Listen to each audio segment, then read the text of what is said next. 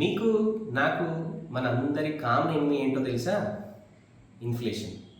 అవునండి, కరెక్ట్గానే విన్నారు, ఇన్ఫ్లేషన్. అదెలా అంటారా? వీడియో మొత్తం చూడండి. హాయ్ అండి, నేను అభిలాష్ చిరగొని.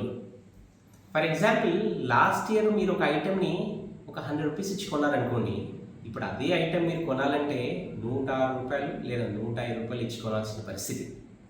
మరి అంతే ఫాస్ట్గా మీ శాలరీ పెరుగుతుందా? లేదు కదా. కానీ ఎక్స్పెన్సెస్ మాత్రం రాకెట్లా పెరుగుతున్నాయండి. సేవింగ్ ఖాతాలో ఆ ఫిక్స్డ్ డిపాజిట్లో మీరు పెట్టినటువంటి పెట్టుబడులు నిజంగా ఇన్ఫ్లేషన్ని బీట్ చేస్తున్నాయా? లేదు కదా. సైలెంట్గా మన మనీ వాల్యూ తగ్గిస్తున్నాయండి. సో ఇప్పుడు మనం ఏం చేయాలంటే, మనం పెట్టేటువంటి పెట్టుబడులు ఏవైతే ఉన్నాయో మినిమం ఇన్ఫ్లేషన్ని బీట్ అయ్యేలా చూసుకోవాలండి. లేకపోతే అదే మనకి ఎనిమీ కూర్చుంటారు. సపోర్ట్ కోసం డిఎం చేయండి. రేపు ఒక మంచి టాపిక్తో మళ్ళీ కలుస్తాను.